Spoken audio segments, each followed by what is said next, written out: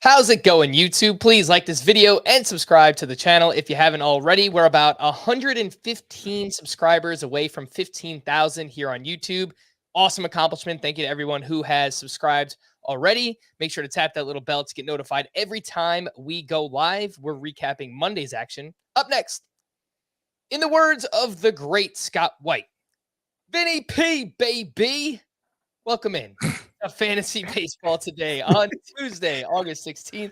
Frank Stampfl joined by Scott White. Today on the show, we had another gem by a Guardians pitcher, waiver wire adds and drops. What went wrong with these four hitters this season?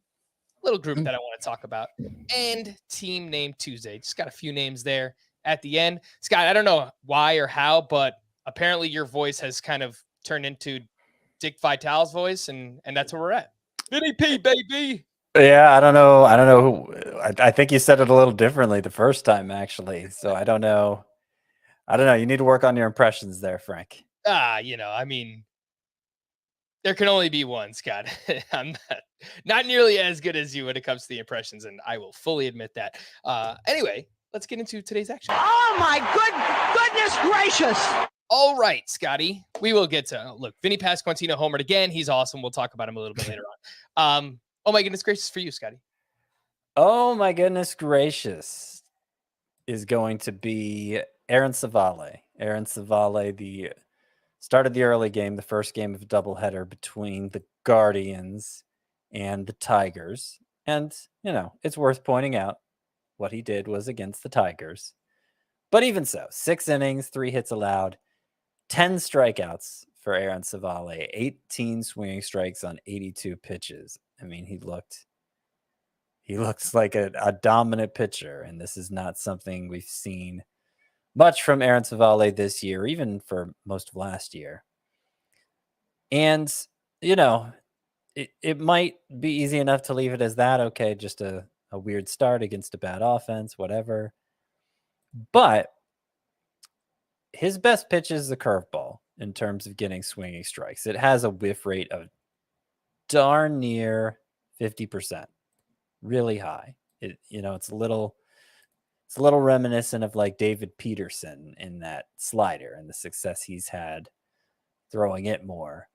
And that's what Aaron Civale did in this start with that curveball. He threw it 44% of the time. It was responsible for 11 of those 18 swinging strikes. Normally, he throws it only 25% of the time.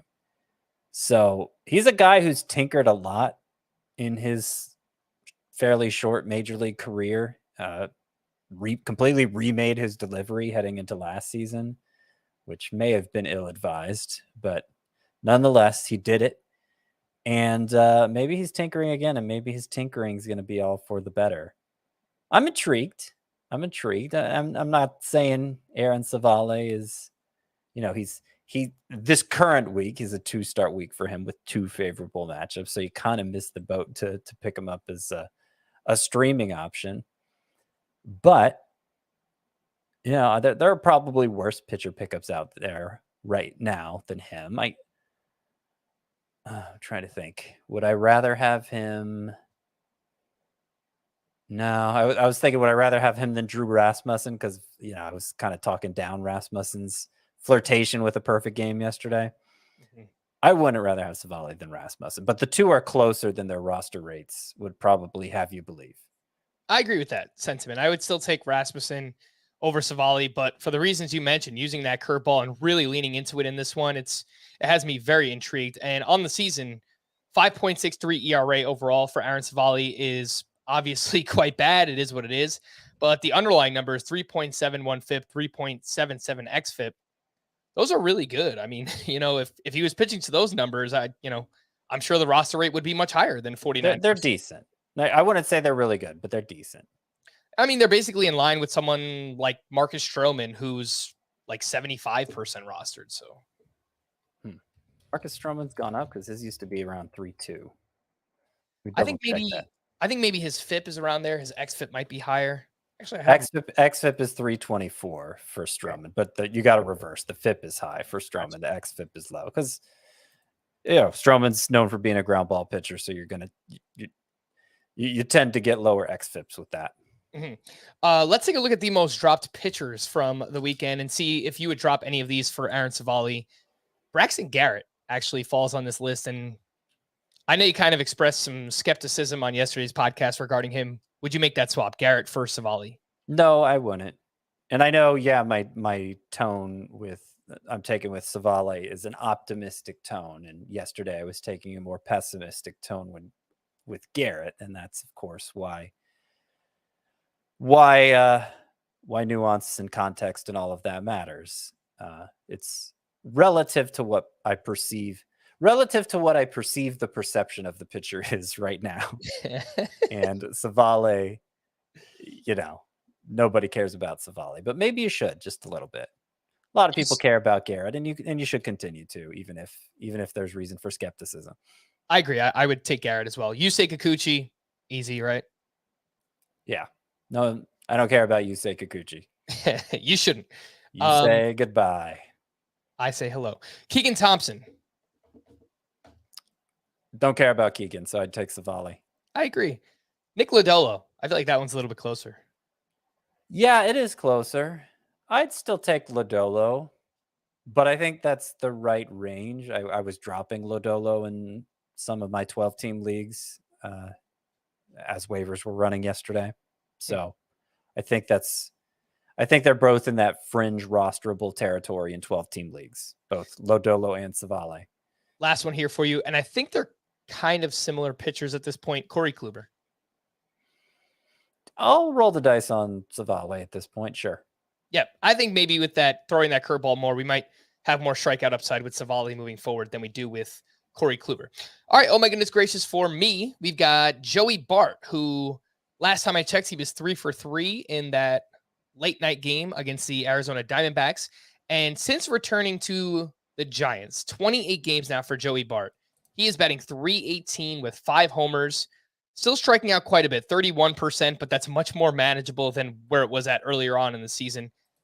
He's not really hitting the ball all that hard, so I don't really know how to explain this. It's like maybe he's just hitting the ball hard when he puts it in the air, and that's why he's hitting home runs the way that he is right now. But 5 homers over 28 games, that's like a 25-plus home run pace, over 150, which obviously no catchers play.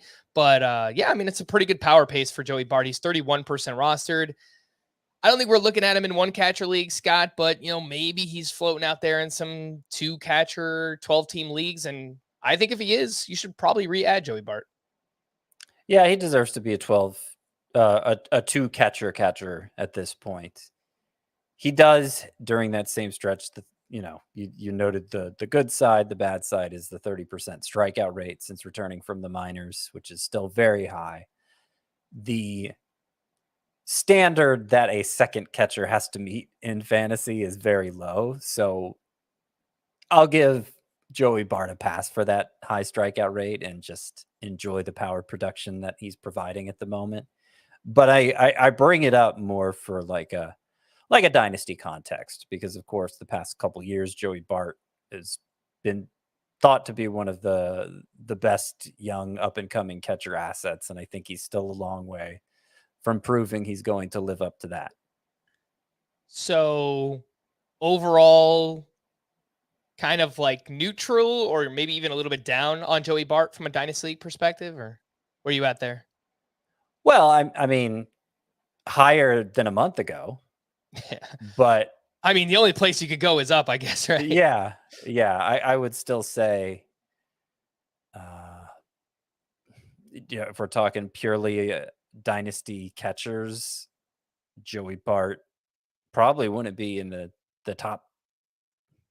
I don't even know how to put a number on it, because like, what kind of dynasty asset is a Salvador Perez in his 30s? I don't.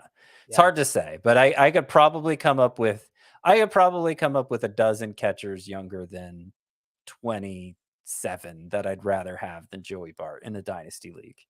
I was just going to say, I wouldn't want him as anything more than a second catcher in dynasty right now. Like if I play in a 1-catcher league, I probably don't want Joey Bart as my starter in a format like that. Or I just want someone better, a better catcher asset in that format, if that makes sense. Just not being in the top 12 ranked, basically, for Joey Bart. But he is playing well, so I wanted to give him a little bit of a shout out. Oh my goodness gracious, offense from Monday. A nice little outburst here from your Atlanta Braves, Scotty. 13 runs on 15 hits in a massive series, game one of this. I believe it's a 4-game series, right? Against the New York Mets here. And yeah, I mean, up and down the lineup here. This lineup is so deep now. I mean, you've got Michael Harris hitting 9th, you have Vaughn Grissom hitting 8th, and obviously everything that's going on in the top and the middle parts of this Braves lineup. But Ronald Acuna, nice to see him back in the lineup, obviously here, 3 for 5 with 3 doubles, 2 runs, and 3 RBI. Dansby Swanson, 3 for 4 with 3 RBI and his 15th steal. William Contreras hit his 16th home run. Travis d'Arnaud hit his 12th. He was back in the lineup as well. So obviously getting both catchers in there. Eddie Rosario hit his 4th home run, unfortunately left with a hamstring injury. And even Vaughn Grissom went 2 for 3 with a walk and 2 runs scored. And he was the most added player on CBS this weekend, Scott, now up to 70% rostered for Vaughn Grissom, which I think makes sense based on how much we've talked him up. Yeah, well, I mean, not even how much we've talked him up, just what he's done. He's scored at least 1 run in every game since being in the majors, which is, I think, a historic thing. I think this is now multiple hits in 4 of his first 6 games. There you go. So that too, and of course, a couple homers, stole a base. Look at the minor league production. It certainly backs up what he's doing. And you mentioned William Contreras in there. That's one of those catchers under 27 that I would consider, a better asset than Joey Bart, because like I feel like William Contreras has a very bright future, and it's going to be. He's already been useful this year. I mean, 16 home runs from a catcher, even if he's had to split time with Travis d'Arnaud. But I think the ceiling is very high for him. I think it might even be higher than his brother's. And his brother, of course, has been considered a top 5 catcher in fantasy for something like half a decade now. Was Contreras regarded as a high prospect? Not especially high. No, it's kind of weird. It's kind of weird that the success the Braves have had with these, not so highly regarded prospects. I mean, it's not like they're complete nobodies. It's just they were on the outside looking into the top 100 lists, as far as prospects go. William Contreras, Spencer Strider, Vaughn Grissom. Michael Harris was ranked a little higher than that, but it's not like he was this elite prospect who people expected big things from right away. It was more like, top 50-ish type prospect maybe. So yeah, they've really succeeded with maxing out these guys' potential, and you don't see that happen a lot. With that many players in one organization at the same time. I wonder what kind of team-friendly deals they're going to sign him to, Scott, because it seems like something that the Braves franchise is also really good at right now when you consider Ozzie Albies and Ronald Acuna, the contracts that they signed. But whatever. I mean, good job for the Braves. Obviously, not the best job by the player agents there. Anyway, let's move over to waiver wire pitchers. We mentioned Aaron Civale. I think he's probably the biggest standout of the day here on Monday. Rank these in shallower leagues, Scott. Alex Cobb had a strong start against the Diamondbacks, 6 innings, 1 run, 5 strikeouts in this one. Very quietly over his last 9 starts. I hadn't even realized. 3.05 ERA, 52 strikeouts, over 53 and a third innings pitched, 60% ground ball rate, 10% swinging strike rate is not amazing, but hey, you will take those ratios and nearly a strikeout per inning every single time from Alex Cobb. Marcus Stroman, kind of a clunker here, some bad defense, 4 unearned runs in the start, 0 earned runs. He goes 4 2/3, only has 4 strikeouts. The ERA remains 3.96 on the season for Marcus Stroman. And then Josiah Gray, back-to-back quality starts after a real rough stretch that he went through. It was like 5 or 6 starts where he was just giving up a ton of home runs. He was up against the Cubs, 6 innings, 3 runs, 10 strikeouts there for Josiah Gray. All 3 of these got right around 75-ish% rostered. How do you rank Cobb, Stroman, and Gray? I would go, I mean, it's pretty close. I wouldn't quibble too much about the order if you wanted to argue with me. But I would go Josiah Gray first, then Alex Cobb, then Marcus Stroman. Yeah, I'm not even sure how I want to rank those last two. I mean, so that stat you gave for Cobb, his last, what was it, 9 starts? Yep. Okay, so that's all since returning from his IL stint. And yeah, I mean, that 3.06 ERA during that stretch is pretty much right in line with his, or close enough to in line with his season-long xFIP of 283 that we had been saying. Remember early on, Alex Cobb was struggling. It's like, oh, look at the underlying stats. He's, better days are ahead for Alex Cobb. And it looks like quietly they've been happening, those better days. And of course, the Giants offer a better supporting cast than the Cubs do for Marcus Stroman. I did just mention Marcus Stroman's xFIP is really good too. But yeah, I think I'd rather have Cobb at this point. It's a close call. I think they probably all deserve to be rostered in 12-team leagues. They deserve to be rostered more than somebody like Aaron Civale. Josiah Gray, who I ranked first, is the most combustible of the three. Even in this game, he allowed 2 home runs. He seems to do better at preventing the home runs in those starts where he throws his fastball less. This wasn't one of those starts. So he hasn't come around to that idea, at least not consistently. And so I think he's going to continue to be pretty vulnerable because of that. But the strikeout potential is really useful. And often enough, he can work around the home runs well enough that it still makes for a positive outcome.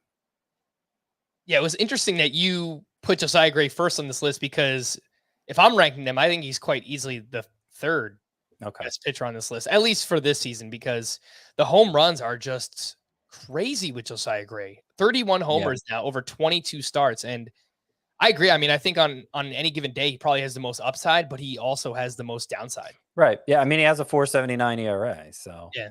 So it's hard to argue with that. So it kind of depends what you're looking for, I guess.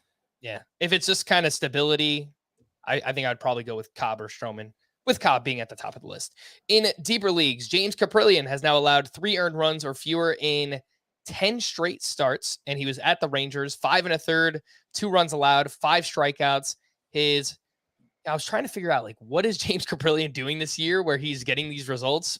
Maybe it's just pitching in Oakland. I will pull up the home road splits and see what they look like, but fastball velocity is up about a tick this year for Caprillion. His slider has been a really strong pitch for him, but this 10-start stretch got 2.83 ERA, well below a strikeout per inning, nearly 4 walks per 9, less than 10% swinging strike rate. It's just James Caprilion's kind of a weird pitcher to figure out. And then Glenn Otto is kind of in the same conversation, because he throws 6 innings of 1-run ball, 6 walks to 1 strikeout against the Oakland A's.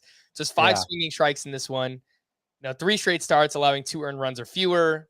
That's fine, but the overall numbers still look pretty bad for Glenn Otto. So what do you think of these two, James Caprillion and Glenn Otto? I don't think much. I mean, you could stream them with the right matchups. I think they're at least in that discussion. And I think I have had Caprillion as one of my 10 sleeper pitchers going into a week before, because he was facing the Angels or whatever. But just from a pure the perspective of analyzing how good they are, not very. I don't see a lot of reason to buy into what they're doing. And even in Caprillion's case, I mean, you mentioned 10 straight with 3 earned runs or fewer. Well, only 3 of those 10 have been 6 innings or more. So really short starts without much help in strikeouts. And you're just counting on that big ERA to xFIP disparity, or whatever ERA estimator you want to use, xERA, FIP. They're all bad. They're all like, Caprillion's xFIP now is 5.13. It's hard to have an xFIP that bad, because that's a stat that kind of pulls everyone to the center. You see less range in pitchers' xFIPs than you do their actual ERAs. And so to have one over 5, that's hard to do. And that would make me nervous about counting on Caprillion as more than a 1-week streamer type. The home road splits for James Caprillion, 4.70 ERA at home at Oakland Coliseum and 4.08 on the road. So I don't really know. I don't know how he's doing it, but he is doing it. He's doing something. So again, I agree. I think these guys are streamers, but not overly excited about either one. Some waiver wire hitters from Monday. I do have two middle infielders here, Scott. John Birdie, again, if you need steals, he goes out, does it again here. 2 for 4 with his 29th steal of the season. He's 54% rostered, second, third, shortstop, and outfield eligibility. That is John Birdie. 54% on CBS probably covers all of our category leagues or close to it. So I don't know that he needs to be rostered in points leagues. And then the other one is Bryson Stott, who went 3 for 5 with his 6th home run. He's led off the past couple of games with Kyle Schwarber banged up. And over Stott's last 28 games, he's hitting .314 with 3 homers, 3 steals, 11% strikeout rate. He's making a ton of contact.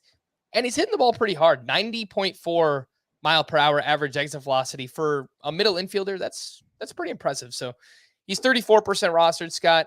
Anything you'd like to add on those two, Birdie and Stott?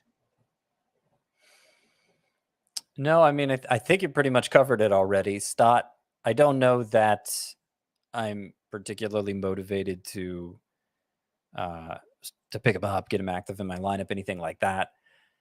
It is an encouraging trend for a guy we thought had upside coming into the year, a guy who was a consensus top 100 prospect entering the year and just wasn't doing anything worthwhile for the first 3.5 months or so. And so to see him come around and start to make an impact is encouraging, I think, especially from like a dynasty standpoint. But I'm not ready to get Stott in my lineup if I can help it, unless I'm desperate and have a middle infield spot to fill, and that's the best I could do off the waiver wire. Who would you rather add as a middle infielder, Bryson Stott or Luis Rengifo, who hit his 8th home run of the season here on Monday? Yeah, so I don't really understand how Rengifo's being productive, but he's been even more productive than Stott. So I'd probably turn to him if I had to. By the way, the home run, if you haven't seen it, please go watch it. Like anywhere on Twitter, highlights, whatever it might be. Julio Rodriguez is camped under the fly ball here on the warning track, right next to the wall in, I don't even know what they call their stadium. Angels Stadium, we'll go with. And he's ready to catch it. Mitch Haniger just comes, slams right into him. And Julio Rodriguez, the ball pops out of his glove, and it hits off the wall right above the yellow line there in Anaheim. So it wasn't ruled a home run at first. They had to do a replay, but it's just like one of the weirdest, unconventional home runs that you will see. Good for you, Rengifo, but it was very illegitimate. And it is Angel Stadium. Oh, nice. Look at that. Of course, I know my ballpark, Scott. That's part of the job, obviously, right? Right. I guess. The names change so often. I used to know them like the back of my hand, legitimately. Yeah. Like every ballpark now, you're right. They changed so much. It's like even yesterday. Yeah. What is Miller Park? American Family Field, I think now. Okay. Yeah, that sounds right. The White Sox, for the longest time they were what was it, US Cellular? Yeah, US Cellular. I don't think that they're that anymore. Yeah. No, I don't know. And there was Safeco, and I think that became T-Mobile Park, and yeah, I don't know who can keep up. White Sox ballpark, guaranteed rate field. We just gave out a bunch of free plugs, so let's stop doing that. Kerry Carpenter went 3 for 4 with a double and his first career home run. Not playing every day yet, Scott. Obviously, big power potential here. We spoke about him last week getting called up by the Tigers. Are you doing anything with Kerry Carpenter yet, or are you just kind of wait and see for now? Well, I mean, this was the first game where he did anything. Fair. And he hasn't been starting every game. I assume he's been sitting against lefties primarily. That's when he's been out. Let me double check. I actually looked into this. Both games that he sat were against right-handed pitchers. Yeah, so look at that. Yeah. So, yeah, I mean, glad to see that he is capable of doing something at the major league level, but I need to see more of it, I think, before I act on it, except in the deepest of leagues. All right, that is Kerry Carpenter. Vinny Pasquantino, we mentioned at the top, he did hit another home run. He now has 5 homers in his last 6 games.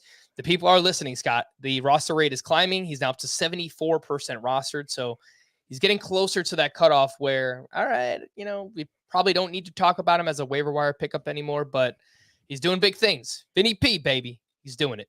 Just as you predicted on Monday, the pitcher's duel of the night was Johnny Cueto and Jose Urquidy. Mm-hmm. What's going on, man? Johnny Cueto at the Astros. He gives up 2 runs in the first inning. I'm thinking to myself, all right, this is the regression game. Everything is about to crumble here for Johnny Cueto. And then he goes 8 innings, 6 hits rather, 2 runs allowed, 1 walk, 3 strikeouts. Just the most Johnny Cueto line that you could have. He has gone 6+ innings in 15 of 16 starts now. His ERA is down to 2.78. He's 74% rostered. And then Jose Urquidy bounces back in a big way. 7 2/3, 1 run allowed, 4 strikeouts against the White Sox. And his ERA is now down to 3.69 for the season. It's been a good year for Jose Urquidy. Cannot take anything away from him. Scott, Johnny Cueto, I guess, could be in that same conversation as Stroman and Alex Cobb earlier. What do you think about that? Is he at the back of that group? Yeah, he's at the back. I don't see the skill level and the underlying stats there for Cueto like I do for those other guys. And I could cite the xFIP again and how it's not very good for him. But he is Johnny Cueto. He's had a very long, successful major league career. And seems to be getting by on veteran guile, sort of like we've seen from Adam Wainwright the past couple years. It just seems like he's figured out how to make his reduced stuff work still. And while I maintain a healthy skepticism of his performance, I'm a little more open to the idea of just rostering him and starting him whenever it makes sense to start him and not worrying about it so much. I think that's where I am with Cueto. It's not a high priority for me, but CRA is down to 278 for the year in 17 appearances, 16 starts. So yeah, that's where we are. The dude just has a rubber arm too. Like, he throws so many innings. So if you play in a points league or any type of category league that includes quality starts, I think Johnny Cueto has to be rostered in all of those leagues. So shout out to him. He's getting it done. Now for the actual main pitcher's duel of the night. Luis Castillo at the Angels. He goes 6 innings, 2 runs, 9 strikeouts, adds 16 more swinging strikes. And over his last 8 starts, he's got a 1.83 ERA, 65 strikeouts over 54 2/3 with a 13.6% swinging strike rate.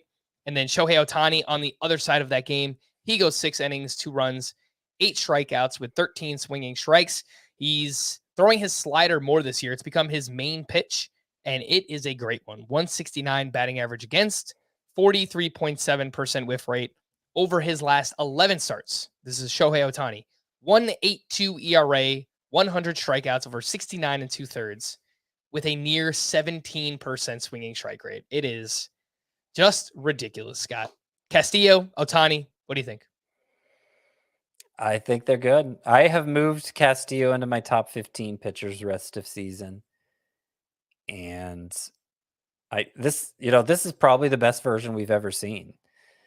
And it doesn't seem to matter whether he's leaning on the sinker more, whether he's leaning on the four-seamer more. Lately, it's been mostly sinkers, and yet the production has been just as good. Obviously, he's in a much better pitching environment now than where we've seen him for his major league career up to this point. He's such an extreme ground ball pitcher that I wouldn't expect it to matter that much, but it can't hurt.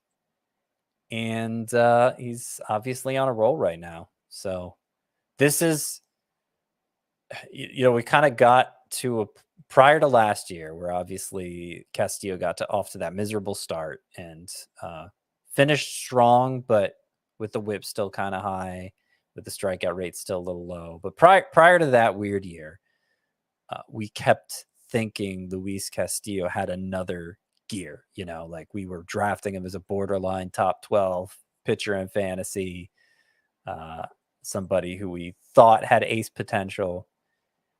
And I know at least you and me, Frank, we had cooled on that idea coming into this year. Right? No more ranking Luis Castillo that high. He's, top 25 at best. Well, it looks like he's living up to it now. Yeah. Right when we gave up on the idea. I just checked the season-long whip, Scott. 1.05 would by far be the best in his career. I mean, unless you count his rookie season, he had 107, but he only made 15 starts that year.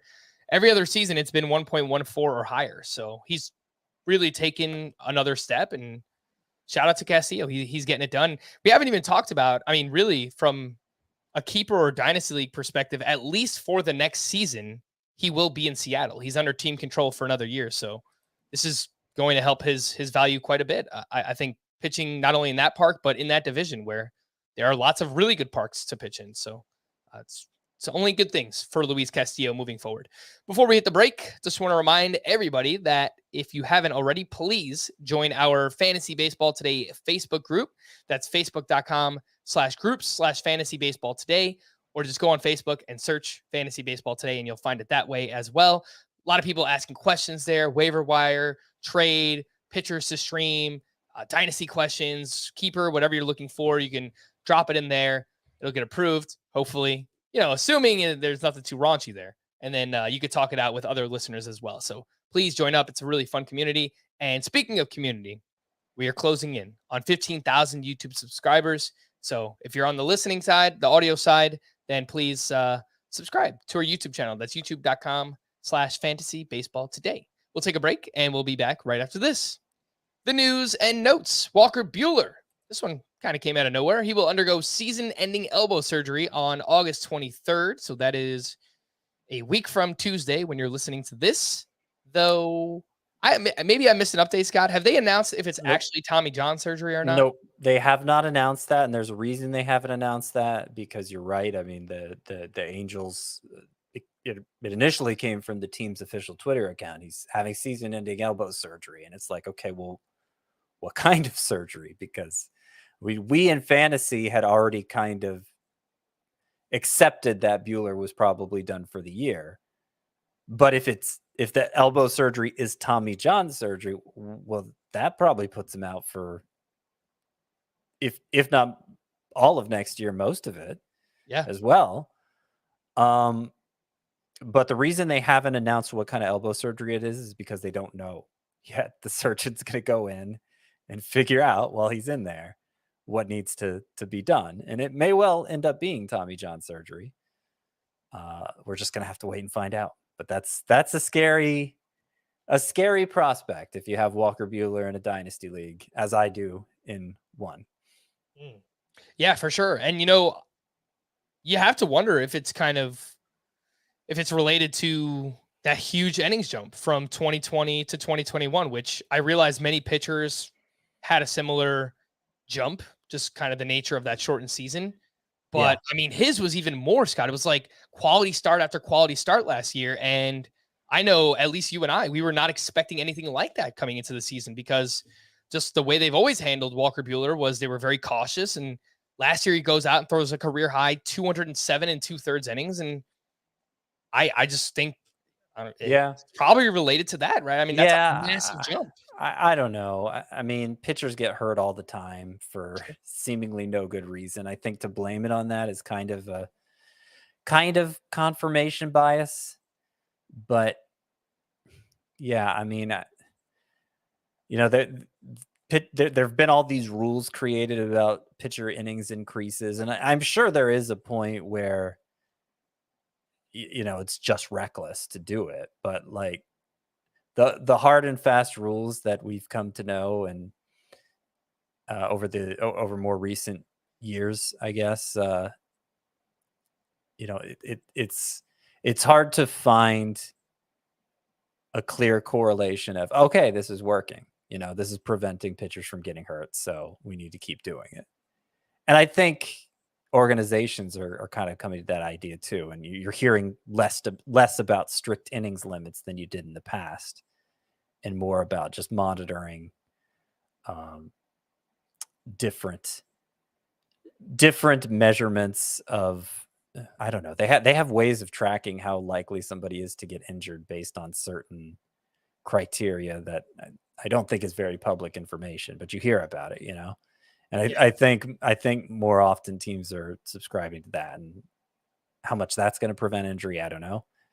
But it's still like, the point is, this isn't a nut they've really cracked yet, Mm-hmm. And maybe they never will. Yeah, I mean, we're still getting pitcher injuries at a pretty rapid rate. So I don't know. I don't think anyone knows the answer right now. Bryce Harper took 60 swings on Monday, and he's scheduled to get in a similar session on Wednesday. Barring any setbacks, he could be ready for a rehab assignment shortly after that. So, maybe within the next couple of weeks, we'll get Bryce Harper back. Max Fried is expected to return from the 7-day concussion IL this week, though the Braves have not announced what day yet. Kyle Wright is expected to also start later in the week, either Thursday against the Mets or Friday against the Astros. He was skipped in the rotation because of arm fatigue this past weekend. George Springer was reinstated and hit leadoff for the Blue Jays on Monday. Wander Franco could return from the IL as early as this weekend. He's starting rehab, it sounds like, on Tuesday. Originally, that was going to be the Florida Complex League, but it sounds like they're just shipping him straight out to AAA. That is Wander Franco. Giancarlo Stanton went through a full workout on Monday and could go on a rehab assignment within a few days.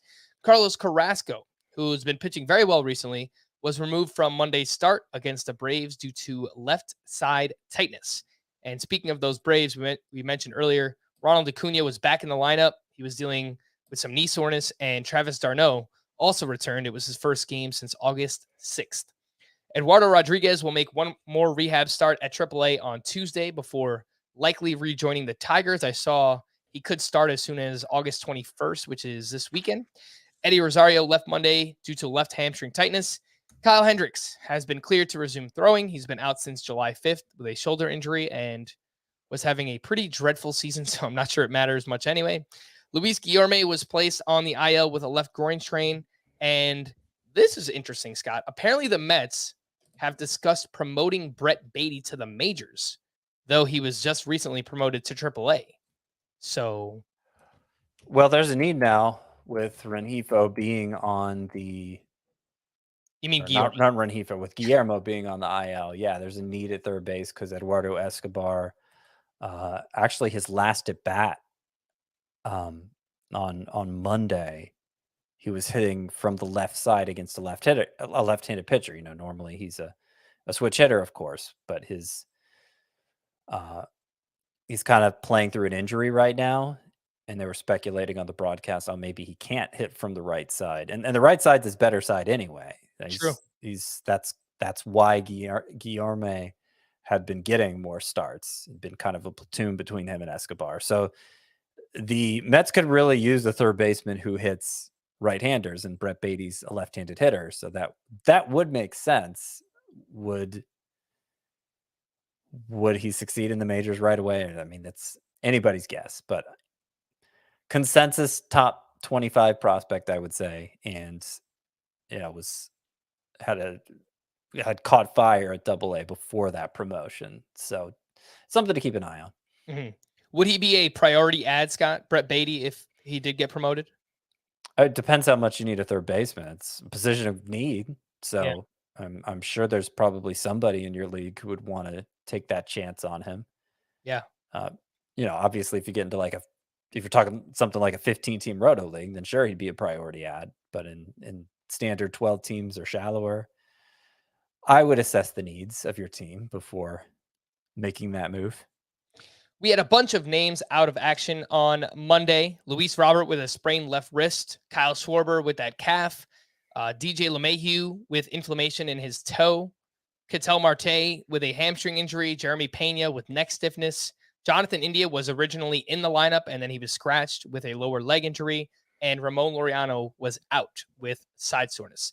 Unfortunately, we had a manager fired on Monday as the Rangers let go of Chris Woodward, and normally I would say this doesn't really impact fantasy very much, but while Chris Woodward was with the Rangers, they were very aggressive on the base paths in terms of just steals the past, 3 or 4 years, however long he's been there. So I hope that remains. Hopefully it's more of a organizational philosophy than it was just a Chris Woodward thing. But yeah, obviously it helps for guys like Marcus Semien and Adolis Garcia. So hoping that remains. Tony Beasley was named the interim manager for the time being. Before we get into that group of hitters I want to talk about, Scott, are you ready? Are you ready for the Better Call Saul finale, man? Obviously, no spoilers if anyone's still catching up. It's a phenomenal show. If you haven't watched Breaking Bad, please watch Breaking Bad and then watch Better Call Saul because both are amazing. And Scott, Yeah. we're up to the last episode, man. It's weird because everybody, well, maybe not everybody, but anybody who wanted to watch it already and is listening to us now has watched it already. Probably, yeah. So we, there's kind of some dramatic irony here or whatever. Sorry if I used that term wrong. But yeah, no, I'm excited. I'm excited to see it. I am sure by the next time we podcast, I will have seen it. Same. And I have thoroughly enjoyed my binge of it. I have a weird way of watching. I think it's an ideal way of watching these more serialized dramas, which is I either wait till they're all the way done and then just watch them in a span of 2 months all the way through. Or if more optimally, I'll do what I did with Better Call Saul. And in anticipation of when it's ending, I will start binging it 2 months prior to that and then catch up to enjoy the finale with everybody else. And so, it's kind of different from it's way different from Breaking Bad, actually, in that it's it's kind of a slow burn. It's more of a character what's the word? Development. Character study. It's more of a character study and kind of a slow burn, and there's not these constant bursts of crazy drama like you got with Breaking Bad. But like the drama that does happen feels so earned. Like you've developed this affinity for the characters, and so the things that happen to them by and large aren't as dramatic as what was constantly happening in Breaking Bad, but like it's just you're just so invested at that point that it's been really impressive what they've managed to do, taking the most cartoonish character from Breaking Bad and turning him into like the most like the most sympathetic character in the Breaking Bad universe, probably. Yeah, no, it's been awesome. And I've said this before, Vince Gilligan's ability to tell a story, obviously with Breaking Bad was awesome, but even with Better Call Saul, it's been great. So really looking forward to watching the finale and hope everyone out there either enjoyed it or will enjoy it moving forward.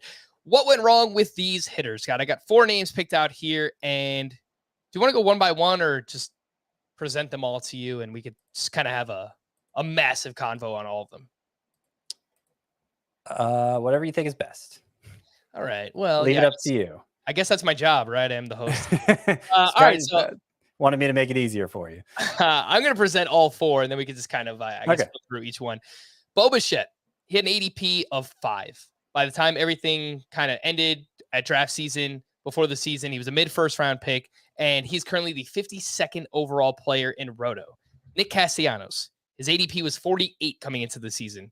He is the 151st overall player, and of course, I tweeted on Monday that, he has 7 steals, which is kind of interesting. And then everyone was just like, but he stinks.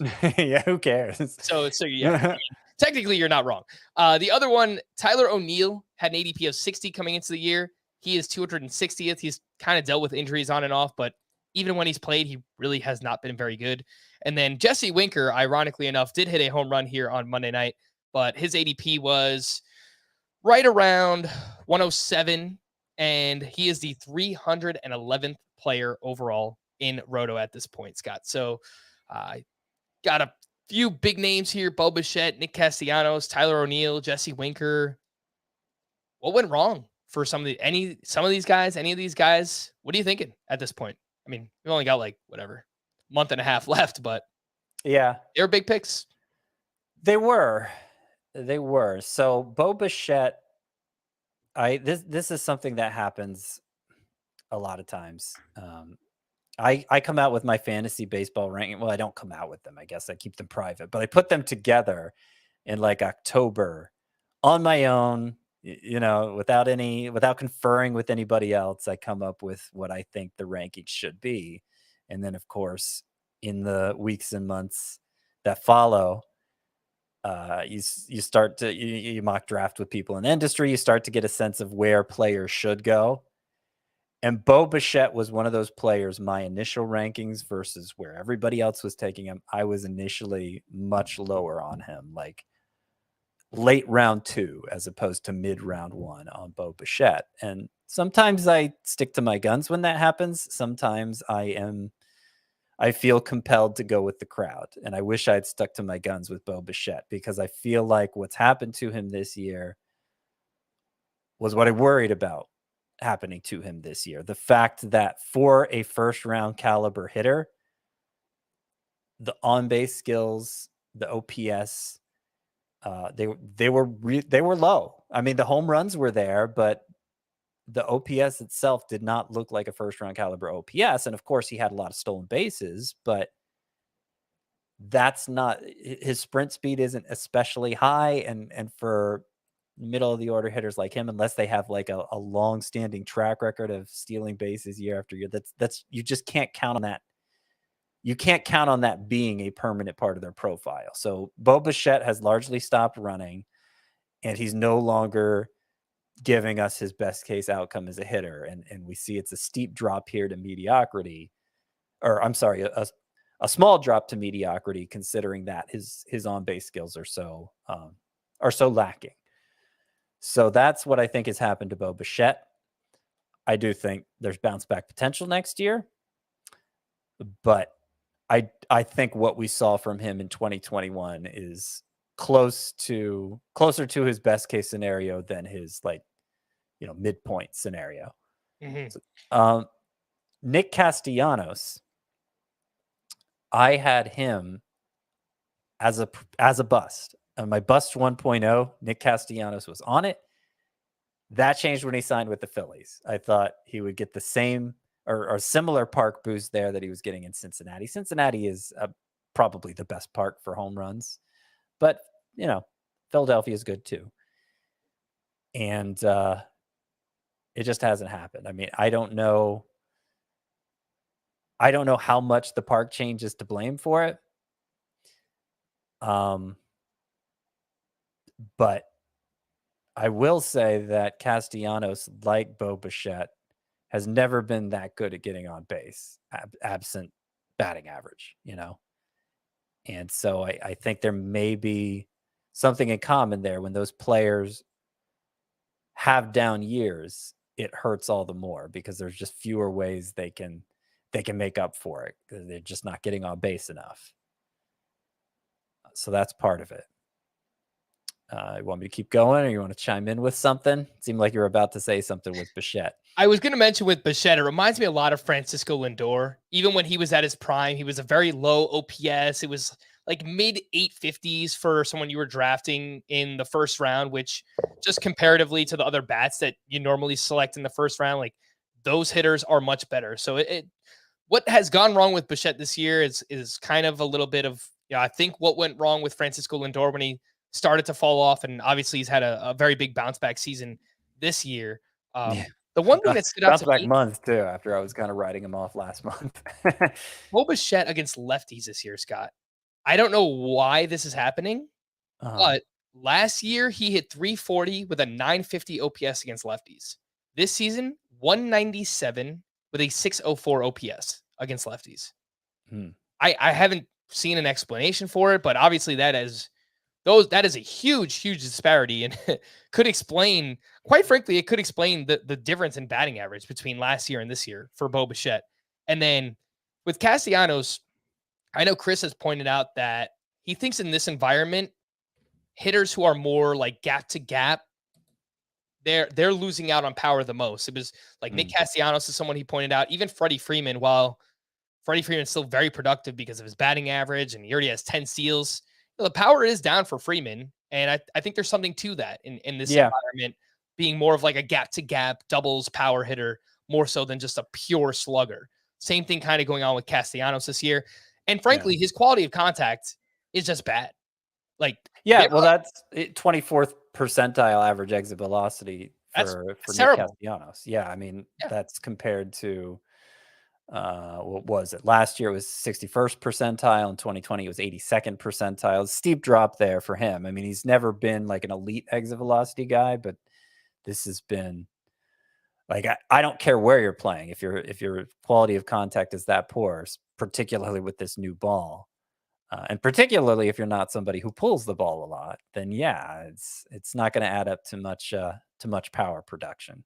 That's for sure. So I don't know how much of that is like true regression. Like, Castellanos is only 30.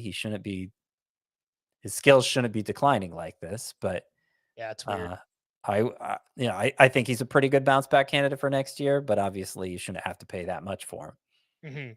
And I think it's kind of a good segue into these other two players, Tyler O'Neill and Jesse Winker, because really with these and Castellanos, they've just kind of gotten worse this year. As I mentioned, just not hitting the ball nearly as hard as they have in the past. And with Jesse Winker, I mean, once he was traded to Seattle, I think, even before then, we were kind of skeptical of him. But once that happened, it's a huge negative shift in terms of park factors, going from Great American Ballpark to T-Mobile. And oddly enough, like, Winker has been really good against lefties this year and terrible against righties. I don't know why. I don't know if there's any reason for that or explanation, but just kind of a weird thing that I noted. So specifically with Castellanos, O'Neill, and Winker, Scott, I mean, they have just kind of regressed as players this year, which sometimes is going to happen, and we just won't see it coming. Yeah, I mean, there would have been an easy case to make. Winker I did have on my bust list, Same. and I kept him there, unlike Castellanos. I actually had Tyler O'Neill as well. I just did not want to pay his price. Yeah, well, it would have been easy to make a bust case for Tyler O'Neill. I thought the price tag justified the risk. It wasn't. It was a bit. What was it, like 7th round or something like that? 60th overall, so like a 5-6 turn, something like that. Yeah, that is a little steep. Maybe I should have had O'Neill as a bust. But the main reason you would have had him as a bust is because he struck out 31.3% at the time last year, and it's hard to succeed when you're striking out that much. You need to make consistently elite quality of contact. And Tyler O'Neill managed to last year, 94th percentile average exit velocity, but this year it's only been 59th percentile average exit velocity. And I have to say, I wasn't anticipating that. I thought, the guy looks like Popeye with those biceps. Like, he's just so strong. I thought he was going to continue to barrel everything up. And, he hasn't been bad in that regard. It hasn't been like Nick Castellanos, but with that high strikeout rate, I think he's lost enough that it's hard for him to be productive. And speaking of, those Popeye-like biceps, Scott, it's something. Reasons I used to fade Aaron Judge were because he was almost too muscular to play baseball, and he would get hurt every year. I think it's like when you're that big, you're just you're a little bit more stiff. I think maybe you're a little bit more susceptible to injury when you play the game of baseball every single day. I kind of feel like Tyler O'Neill is in that same category. I mean, the guy's ripped, he's jacked. There's no doubt about it. Yeah. And if you look at his career, like, he's missed a lot of time. He's dealt with a lot of injuries. So I think this is just something that Tyler O'Neill might deal with because of maybe this body type that he plays with. So it's just something that reminds me of Aaron Judge from back in the day. But I don't know that biceps are like, I don't know that Popeye is the best comparison to use for biceps, because Popeye is pretty much all forearms, right? you're right. He has a really odd shape. Does Popeye the Sailor Man? That's fair. Yeah. I don't know. We're gonna have to think of something better for Tyler O'Neill. He kind of just looks like a wrestler out on the field, like playing up against like other baseball players. But 4 names there that really have kind of let us down this year. And I would say of the 4, I mean, obviously, I just think he's the best player. So I think Bichette will have the best chance at bouncing back next year. But where does he go? I don't know. Maybe he's like a 3rd, 4th round pick, something like that. And well, for as much as he's declined, Bo Bichette's still been the most useful of these players. Oh yeah, this year. So it's I mean, I imagine he'll go in like round 4 or 5 in a categories league. I could be wrong once I actually line up the players. I think he'll go a little bit earlier. Like my initial read is the 3-4 or something like that, but Okay. we'll see. There's a lot of time before that happens. Let's wrap up with the rest of Monday's action and a few pitching leftovers. Sandy Alcantara gets back on track with a scoreless outing against the Padres. He goes 7 shutout with 7 strikeouts in this one. Garrett Cole delivers back-to-back quality starts since getting rocked by the Mariners. He goes 6 innings of 1-run ball, 6 strikeouts, and the run that he allowed was it was a triple that actually should have been a just fly ball out for Aaron Hicks, but he's like turned 3 different ways. He lost the ball, and then that player wound up scoring on, I think it was like a single the next at bat, but not really Garrett Cole's fault. Spencer Strider rebounded with a solid outing against the Mets. 5 innings, 1 run, 4 strikeouts there. And Julio Urias has now allowed 2 earned runs or fewer in 6 straight starts. And his velocity way up in the start. I thought that was interesting. His fastball velo up 1.3 miles per hour compared to season's average. His curve up 2.1 miles per hour. His velocity was actually better in the start than it was last season. So if this is a sign of things to come for Urias, he's been pitching well regardless, but maybe he'll be even better over the final couple of months. Anything on these 4, Scott? Not really. Not really. They just continue to do good things. I mean, Spencer Strider wasn't getting whiffs or strikeouts like we're used to seeing, but velocity, spin rate, they all seemed fine. So I don't think there's anything to take away from that. Okay. 3 other names here that are, I don't know, just kind of interesting to evaluate right now. Joe Musgrove, a bit too hittable at the Marlins, which you just wouldn't expect because it's the Marlins lineup, but he goes 6 innings. He gives up 3 runs on 8 hits with 5 strikeouts, and over Musgrove's last 6 starts, he has a 5.56 ERA. The BABIP is way up. The strand rate is down. It seems a little bit fluky right now because everything else, all the underlying numbers look pretty good for Joe Musgrove during this stretch. Joe Ryan bounces back with a solid start, 5 1/3, 2 runs, 6 strikeouts against the Royals. And then Freddie Peralta, not great against the Dodgers. It's the Dodgers. 4 innings, 1 run, 4 walks at 3 strikeouts. But I thought it was positive, Scott, to see Freddie Peralta got up to 92 pitches in this start. So anything on these 3, Musgrove, Ryan, and Peralta?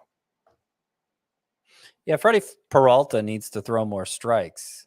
And that was true even before he was sidelined by injury. He just doesn't seem quite as sharp as he did last year. But the stuff is still great. And I'd still bet on him moving forward. But I would like to see him throw more strikes, start to go deeper into games a little bit. Joe Ryan, I think, is going to remain perplexing for a while.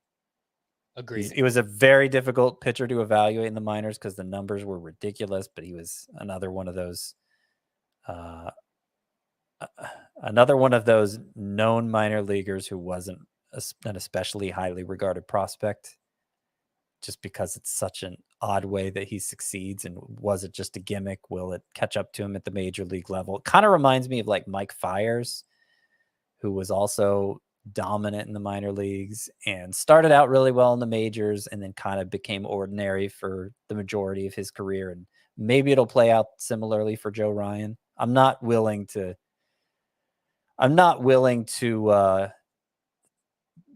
declare a verdict yet. I think there's a chance Joe Ryan could be better than just kind of an average pitcher, but he seems to be trending more that way here in his first full season. I've noticed with him, Scott, 3rd time through the lineup, Joe Ryan gets crushed too. And they've done a good job limiting him. He hasn't really thrown many quality starts as a result in the past really like month or 2. So I think that's going to continue to be an issue for Joe Ryan moving forward. Some hitting leftovers, Andres Jimenez, massive day across a doubleheader, 4 hits with a double dong. And one of those came off of a lefty. He now has 14 home runs on the season. Andres Jimenez does. And as a left-handed batter, he is performing quite well against lefties this year. 280 batting average, 794 OPS. Andres Gimenez entered Monday as the 55th overall player in Roto, and he has just been phenomenal. It's one of the quietest breakout seasons I feel like I've ever seen. Yeah, just great job by Andres Gimenez. Ian Happ, a double dunk for him. He's now up to 12 home runs. Freddie Freeman went 2 for 5 with his 16th home run. Gavin Lux went 1 for 3 with his 6th homer. And this has been going on for quite some time now. 62 games since the start of June.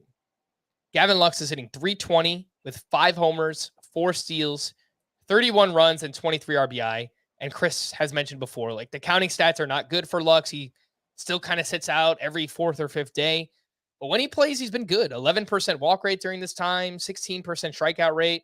You know, it's not overwhelming, Scott. It's like a 12 homer, 10 steal pace, but right. He's performing well against lefties this year, and he's hitting for a really good batting average. So at least from a points league perspective, he's been a pretty good player. Yeah, it's been a positive year for his just development as a player. I think it's not the kind of production that lends itself well to fantasy. So you're right. It's probably a better real life profile than fantasy profile. Right. That's what I'm saying. Yeah. And so I don't know where that puts him for like next year. Probably still like a late rounder in a 12-team league. Yeah. But it's encouraging to see for a player who, I mean, coming into this year, I was kind of concerned Lux might never amount to anything. Yeah. No, I had similar concerns, and he's definitely shut me up and he's performed well. So shout out to Gavin Lux. Christian Walker, I just want to mention, he went 1 for 1. That one hit being his 28th home run. He added 3 walks in that game against the Giants, and some positive regression in the batting average department finally for Christian Walker. He's got the batting average up to 220, which doesn't sound good, but I think about a month ago that was 196 or something. So Christian Walker slowly climbing with the batting average. The call to the bullpen, and for the Guardians, game 1 of that doubleheader, Emmanuel Clase picked up his 27th save. For the Phillies, David Robertson pitched in the 8th. Sir Anthony Dominguez pitched in the 9th, and he picked up his 9th save. They've had 5 saves since Robertson came over. Dominguez has 3. Robertson has 2. I will mention one of those Robertson saves came in extra innings. So I think it's kind of like a 60 or 70% in favor of Sir Anthony Dominguez. I might go stronger than that. So it's been 3 of 4 for Dominguez. You mentioned the one for Robertson came in the 10th, and that was with Dominguez working the 9th, as a closer would typically do in a tie game. And you know, Robertson has, I don't know if he's set up for Dominguez for all 3 of those saves, but at least a couple of them. So yeah, I think Sir Anthony Dominguez is the preferred choice here. I'm not saying you should dump Robertson in leagues where saves are scarce, but I think it's mainly going to be Dominguez moving forward. For the Marlins, Tanner Scott gave up a hit and a walk, but picked up his 17th save and obviously ran into a little bit of trouble here. Dylan Floro started warming up very quickly here in the 9th inning. And in deeper leagues, Floro was someone that I was willing to speculate on this weekend. So just a name to watch in those deeper category leagues. For the Tigers in game 2 of the doubleheader, Gregory Soto gave up a run, but picked up his 21st save. For the Nationals, Scott, as soon as I dropped Kyle Finnegan for Carl Edwards, what happens? The exact opposite. Carl Edwards pitches the 8th inning with the game tied. He faced the bottom of the Cubs lineup, and then the Nats took the lead, and Kyle Finnegan pitches the 9th and picks up his 5th save. So, I mean, maybe you're right all along that, you know, initially you were saying that it looked like they were using Finnegan more in high leverage spots than as a true closer. Now, both of Carl Edwards' saves, Finnegan didn't even work the 8th; he worked the 7th. So I thought it was pretty clear that they were shying away from him as somebody to close out games, but apparently not. Apparently it's going to be kind of messy between those two. For the Twins, Jorge Lopez gave up 2 hits, but picked up his 21st save. For the White Sox, Liam Hendricks allowed 2 base runners, converted his 26th save. And for the Rangers, Jonathan Hernandez walked 2, but picked up his 4th save of the season. To stream or not to stream, for Tuesday, Kyle Gibson at the Reds, Edward Cabrera versus the Padres, Mitch Keller versus the Red Sox, Nick Pivetta at the Pirates, Justin Steele at the Nationals, Jeffrey Springs at the Yankees, Zach Plesac versus the Tigers, Zach Greinke at the Twins, Jose Quintana versus the Rockies, JP Sears at the Rangers, and Jose Suarez versus the Mariners. All right, I'm gonna go. Number one is Jose Quintana against the Rockies. Number 2, Justin Steele at the Nationals. Number 3, Zach Plesac against the Tigers. And there are a couple others on here who are decent, but those would be the top 3. I'm about ready to say just pitch anybody against the Yankees right now, the way that their offense is going. So I think Jeffrey Springs probably should be fine. The Yankees shut out in back-to-back games for the first time since September of 2016. Their offense is scuffling. On Wednesday, we have Nick Lodolo versus the Phillies, Drew Smiley at the Nationals, Daniel Lynch at the Twins, Austin Voth at the Blue Jays, Domingo Herman versus the Rays, and Cole Reagans versus the A's. Nope. Okay. Look, you have plenty of options on Tuesday, so probably just stay away on Wednesday. Speaking of Tuesday, Team Name Tuesday, we don't have too many here, Scott, but these came from our Apple Podcast reviews, and this one is from somebody named Team Name Tuesday, so thank you. Salvador Gigante, which is supposed to be from the Univision show, Sabado Gigante. All right. I got Never that. watched it, unfortunately, but I'm sure it's great. And this next one is Hits from De Jong, which might actually be something inappropriate. So I'm just going to move on. If it's what I'm thinking. Anyway, this last one is from C. Vandy. Every Chris begins with K. Ah. Yeah, I've never actually been to K Jewelers, but whatever. I think they said it was something about Chris Bryant, whatever. He's hurt. It's not looking good for him. Anyway, we're going to wrap there. For Scott, I am Frank. Thank you all for listening and watching Fantasy Baseball today. We'll be back again tomorrow. Bye-bye.